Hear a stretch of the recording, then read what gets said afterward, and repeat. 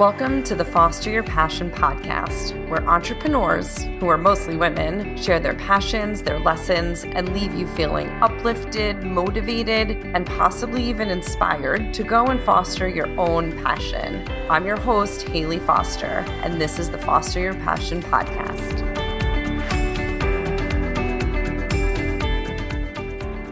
Good morning, everybody, and welcome back to the Foster Your Passion podcast. I'm your host, Hayley Foster, and I'm here today with Ada Polla of Alchimie Forever, and we are going to talk all things beauty and skincare. I'm so excited that you're here today, Ada. Thank you so much for joining me. I just want to have you do like a quick little intro of yourself, because I'm sure you could do it better than I can. Thank you, and thank you so much for having me on your podcast. My name is Ada, and I am originally from Geneva, Switzerland, where I spent my childhood through the end of high school. And then I came to Boston, Massachusetts to go to college, and what should have been 4 years ended up being 20 plus years. I'm dating myself now. But I stayed here in the US and I expanded my family's medical / skincare business in this product brand. And I've been doing it ever since. I work with my father, I work with my sisters. And, our mission is to improve your self-care through skincare products. Excellent. So how long has how long has the family been in this business? So my father is a dermatologist, the leading dermatologist in Switzerland, and he started his solo derm practice in 1986.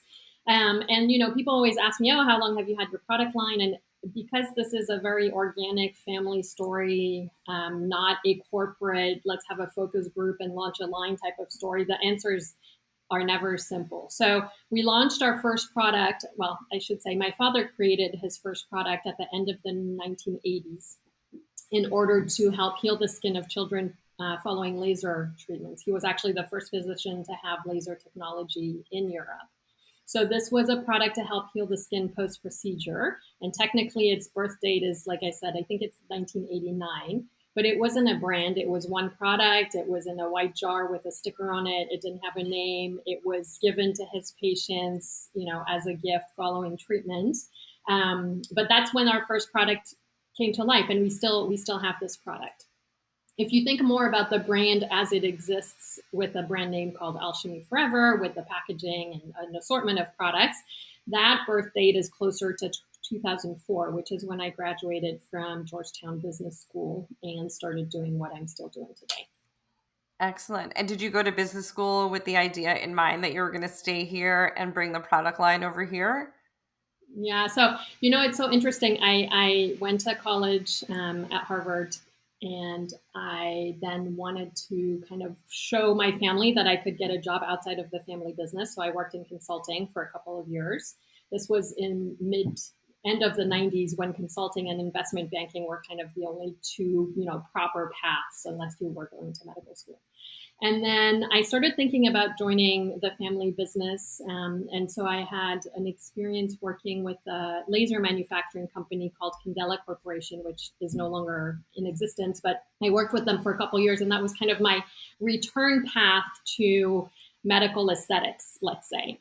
And then I thought, okay, this is interesting. I'm interested in this industry. I like the idea of helping people take better care of themselves, but I need an insurance policy. And that's how I decided to go to business school, because I thought if everything else fails and I try this, expansion of the business and I don't succeed, I'll have two very nice pieces of paper that should make me relatively hireable, outside of the family business.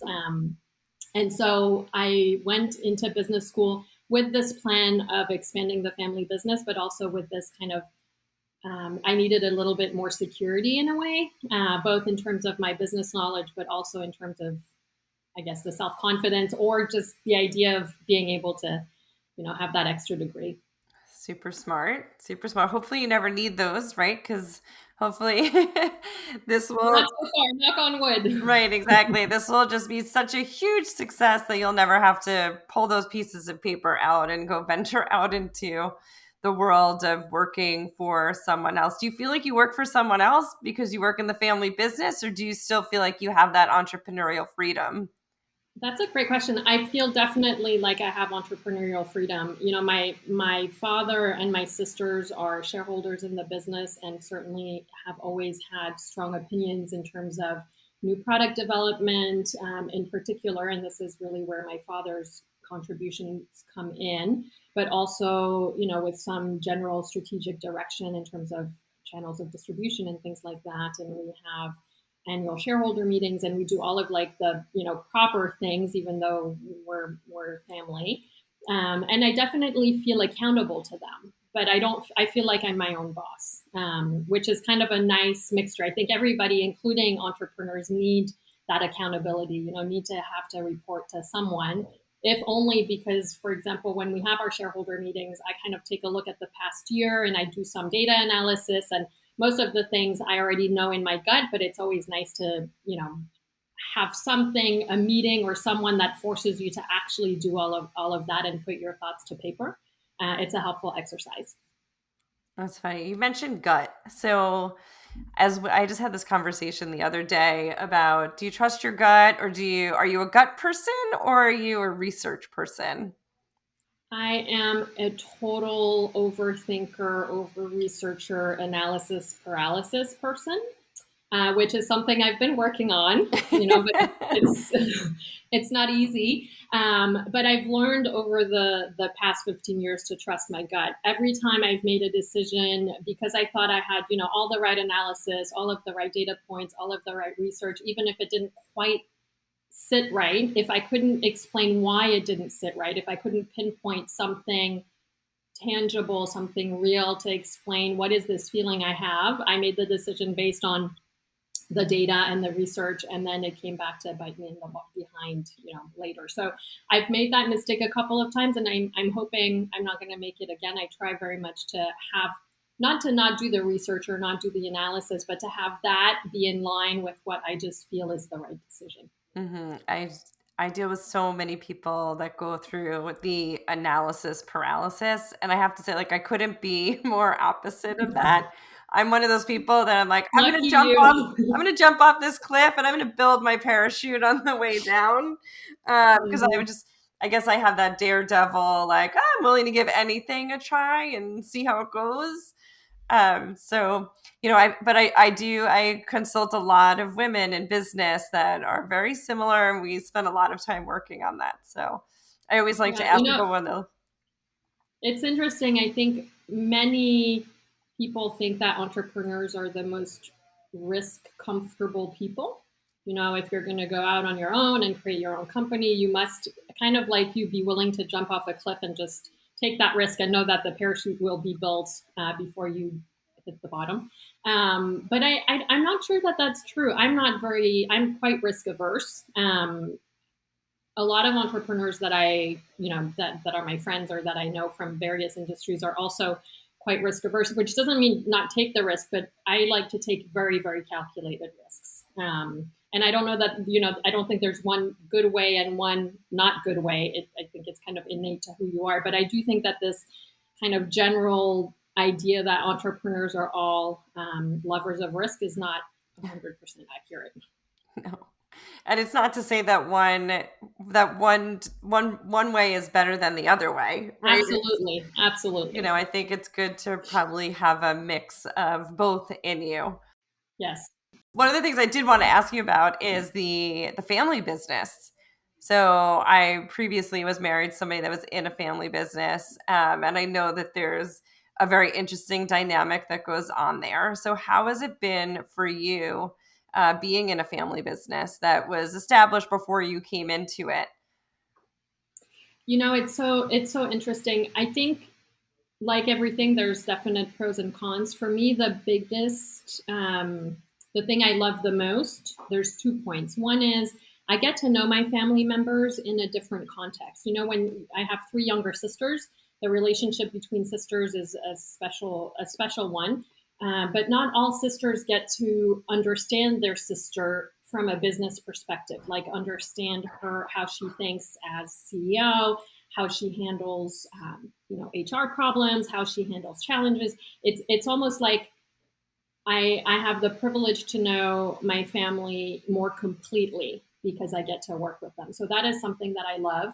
The other thing is, and I don't know that this is, I like to think this is true of all family businesses, but this might be naive, but at least in our family business, we all have the same agenda. So we never have to, we might question what, have debates about how are we going to get there, but we never have debates or question each other's loyalties. There's no politics. It's just, we want to grow the family business and we want to have it be there, for the next generation. So the end goal is very clear, and we're 100% in alignment, which is not always the case, I think, in corporations. So like I said, we might debate how we're going to get there, but we don't debate the goal. Of course, then, there's the things where we never separate life from work, which I personally don't mind, but that might weigh on some people. I mean, I go back to Switzerland, well, less this past year, but I usually go back every quarter and we spend a week together. And I mean, there's not a meal where the business doesn't come up at some point because, everything is just like that. We can't help it. But it's interesting because my husband is also in a family business. And so technically I'm only really involved in one, but I have, I see his family business, and it's different when it's yours. I mean, they're also my family, but like I can pinpoint things and be like, oh, this is why I react this way when my father tells me this and this that I don't necessarily see when I'm in the middle of it with my dad. So it's a very interesting and fun and sometimes funny dynamic. Mm-hmm. And that was actually that was what I was going to bring up before, is as an entrepreneur, I know for myself is that I'm never really not working.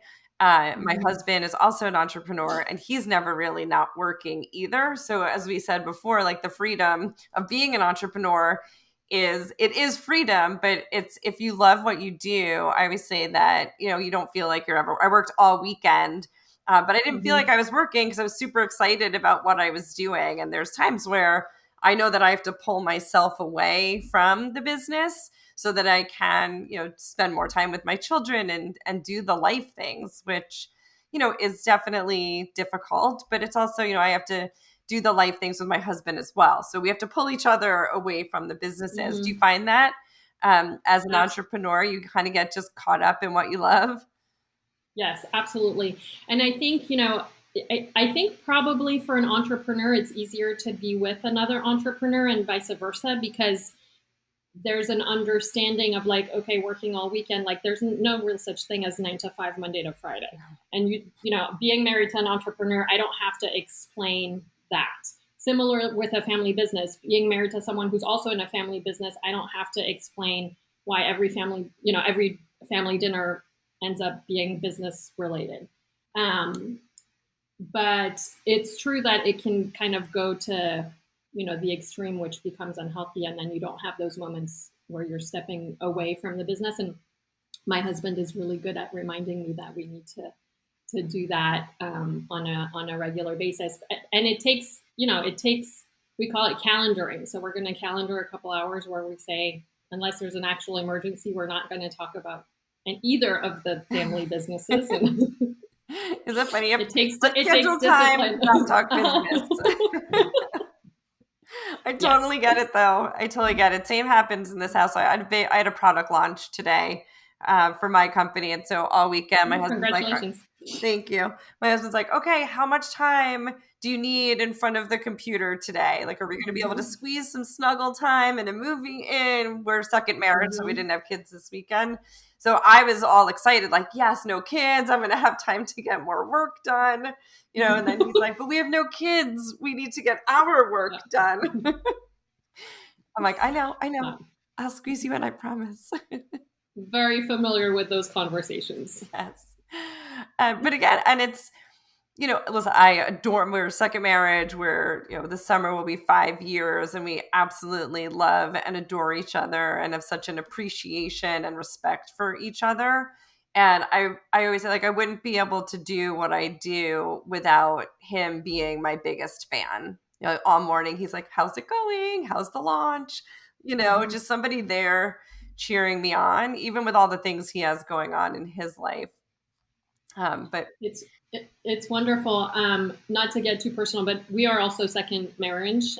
We celebrated our 10-year anniversary this past January. Congrats. And my first husband was neither an entrepreneur nor a family business person. And so, what I was mentioning about that's easier, this is from my own experience is actually from experience and not hypothetical. But you had also asked me to think about who is my mentor. And, I feel very much, I think I've had many mentors over the course of my entrepreneurial journey. And even before, when I was working, for other people. But I definitely feel like my husband is that person. And like you say, the biggest supporter, the biggest fan, and when I'm like, oh my God, I don't know if I can do this. He's like, of course you can. Yeah, you can. I know you can. Just, go and do it. He's also in the beauty industry, not skincare, but on the hair side. And so we are also able to have, conversations about strategy and things like that. So definitely, and that goes back to this idea of we're always talking work because, it is our life, basically. Yeah, I love that. I love that. We have that in common. Second for marriage, sure. and my husband is the biggest rock star that I know. And I just adore him for everything that he does. So you and I are on the same page when it comes to that. Absolutely. For sure. Yeah. So I'm always taking a page out of his book, and he's always taking a page out of my book, but he's in the security world. So very different, but do you guys get to travel together since you're both in like hair and beauty? Mm-hmm. We do. We actually met at a work conference, at a beauty conference, many, many years ago. It's like when you work all the time, where are you going to meet people? Yeah. At work. And so, yes, I mean, obviously the travel over the past, year and some has been a bit different, but we attend the same conferences and things like that, which is really fun. Awesome. And I think we'll start again to be really fun imminently. Yeah. So I know that you have a passion for travel. Have you felt like the pandemic gave you sort of a nice slowdown, or are you missing the craziness of airplanes and traveling? Both. I've missed going back to Europe as frequently as I have been for the last 20 years. That's also the privilege or the benefit of family business is I get to go home for work and I get to see my family at the same time. So I've definitely missed that. At the same time, it's been nice to kind of take a breather. I mean, pre-pandemic, I was probably on like 4 to 6 airplanes per week with one day in the office and the rest of the time, on the road. And it never weighed on me. I liked it. I do really good work on airplanes and in airplane lounges. Like I've been doing that for so long. I never really questioned it. And, maybe 2 months ago, I went back on the road for the first time. I went to San Francisco and spent 4 days on the road. And I was like, at the end, I'm like, how did I do this all the time? I was just like, this is exhausting.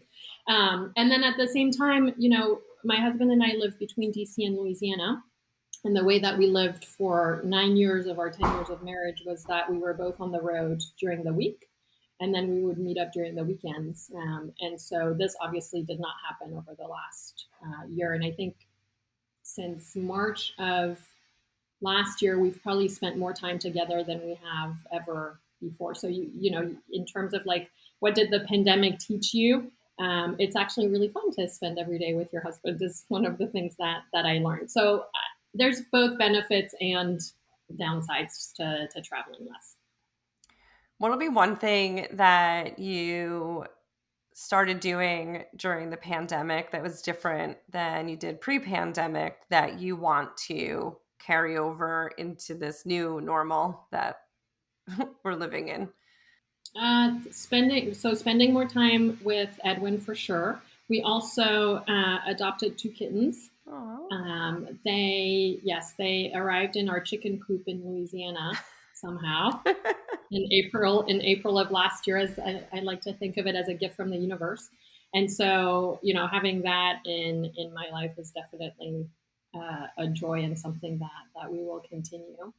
I think the flip side of this is I'm not sure there's a ton of things that change that I want to continue. Like I miss the real in-person interactions with my friends, as I'm sure everybody does. I mean, this is probably the least original thing to say, but it's definitely, it's definitely been a miss. And so we've started hanging out outside and having cocktails again. And that is definitely something that I look forward to getting back into more. Yeah. Yeah. Same here. Same here. We almost made an impulse purchase in a pool. We were like, we need something. And then we realized that it was an impulse purchase. So we decided to not get a pool.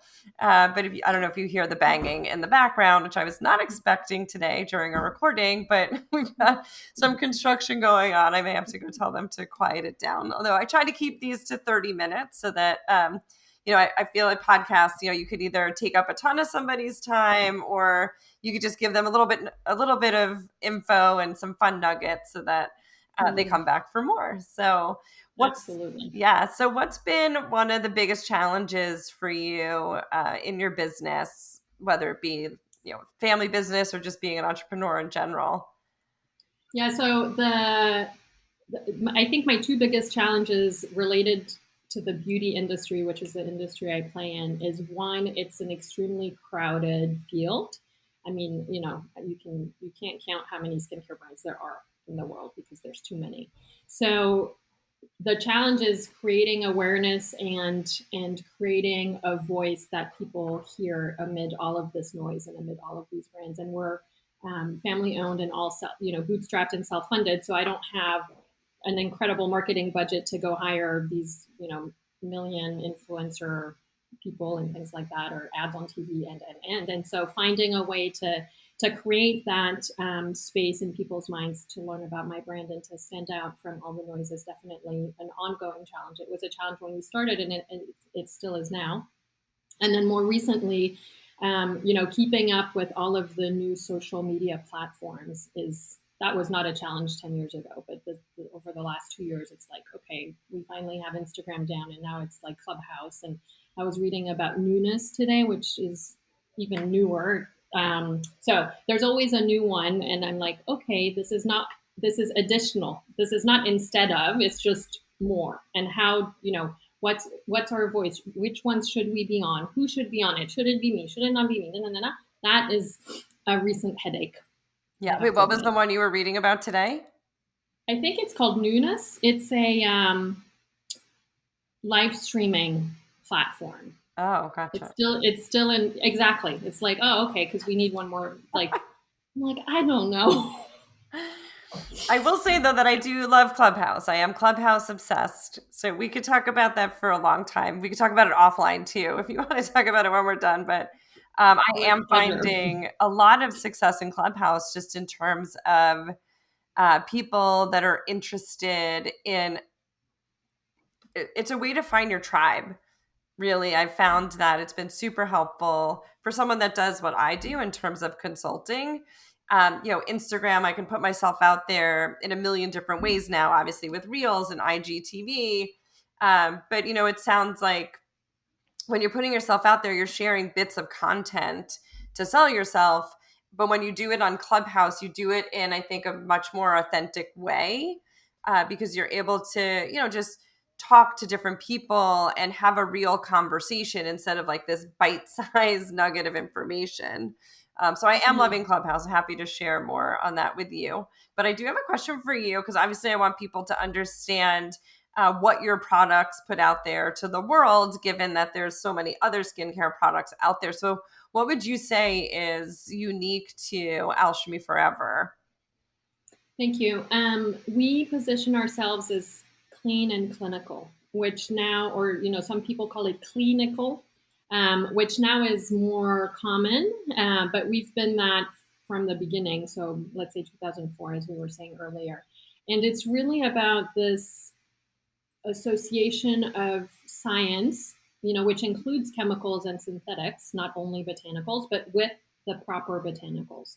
And I think it's really important for people to understand that natural is good, but natural is not the end all and be all. And a lot of people associate all natural brands with sensitive skin, which is not the case. And look, we love naturals. We're like 95% natural in our formulations. But my father is a Western trained dermatologist. I mean, he injects Botox for a living, which is a synthetic molecule made in a lab. So for us to have, for us to then come and say organic only is the way to go for skincare would be completely incoherent. So it's really trying to almost re-educate in a way people's views on synthetics. And another way to talk about it is safe botanicals and safe synthetics. I mean, I tell people, look, do you want poison ivy in your skincare products? That's not very safe for your skin. So it's finding the best blend of the most powerful botanicals that will make a difference in your skin and enhancing those with the safest and most powerful synthetic molecules. I'm all about synthetic molecules in my skin. Anything to... I'm like, I want the results. Exactly. Anything to keep this the cheeks lifted and the skin looking fresh and dewy. So exactly. I'm all about the synthetics along with the naturals. So I definitely appreciate what it is you're putting out there. I will say I have tried the products. I love them. I have been, it's funny because I started my advertising career working on oil of Olay back in the day.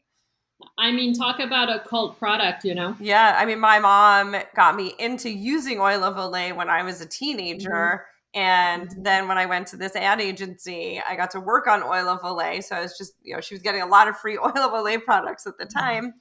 And she still uses oil of Olay, which is funny. So, and I've been bouncing around as a consumer that wants to try all things. I've been bouncing around between, some of the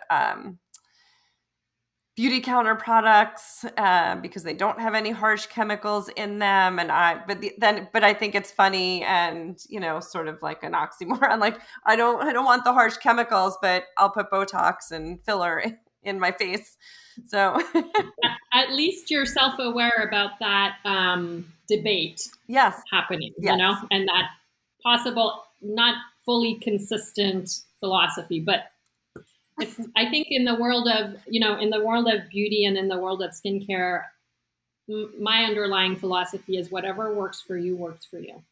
And I'm here to provide something that I think will work for you and will benefit you and your self-care and skincare regimen. But ultimately, you're the one who knows. And I'm not here to judge and say this is good or this is bad. I'm just here to tell you this is what we think is the best and why. And then you decide. Yep. All right. Excellent. Is there anything else that you want to share with people listening today? Only to say that, if you're thinking of starting a business or becoming an entrepreneur, I think it's the most rewarding, challenging, but mostly rewarding thing. And I love everyone who has kind of that passion, that courage to start doing something, and I would encourage you out there who are thinking about that to really think about the why. For me, it's ultimately why I wake up every day is to change people's skin and to make you feel better about your skin. And that is a really powerful, motivating, strong why. And I think in order to have a successful entrepreneurial journey, that why needs to be strong because some days are really challenging. And you have to find the why within yourself versus if you're working for someone else, they can give you the why. They can remind you of the why. And that in some ways is easier. So if you're thinking about it, make sure that you're super aware of your why and that it's a strong one that will help you get up at 4 a.m. many days in a row. I love that. And that is like one of the biggest things that I coach women on when we first get started. Finding their why is the first thing we do because it is that thing that is going to lead them down this path and it's going to get them out of bed the next morning when the day before may not have been a great day. So you and I have a lot of similarities, very much on the same page. I love it too. This is awesome. This is a new friendship. So which one of you gets to live in New Orleans and which one of you gets to live in DC? Well, my husband is from Louisiana, born in Baton Rouge and raised in New Orleans. And then I came to DC for business school and I stayed. So, but we go back and forth. And I mean, talk about two beautiful and completely different cities. I feel very fortunate to get to experience New Orleans and Louisiana, and I know he feels very fortunate to come to DC. Excellent, excellent. And when's the next trip to Switzerland? June 22. Ooh. I cannot wait. Oh, it's coming soon. And are you a skier? Yes, I am. We skied. I was home for Christmas, fortunately, and so we got some skiing done at the end of last year. Awesome. I'm a huge skier, and Switzerland is on my bucket list. Switzerland and Chile. I've heard that the skiing in Chile is amazing. I've not traveled to that part of the world, but please, when you get to Switzerland on your bucket list, let's talk more about where to go, and I have a lot of opinions. Excellent. Well, I will be sure to reach out to you. Thank you so much for being here today and for podcasting with me. It's something that I love doing, and I certainly love meeting amazing women entrepreneurs that are following their passions and that just love what they do every day. So thank you, Ada.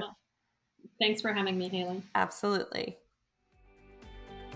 Thanks for tuning in. I'm your host, Hayley Foster, and I hope you'll join me next time for more inspiring women who are fostering their passions each and every day. Please subscribe wherever you download your podcast and follow us on social media at Fostering 101.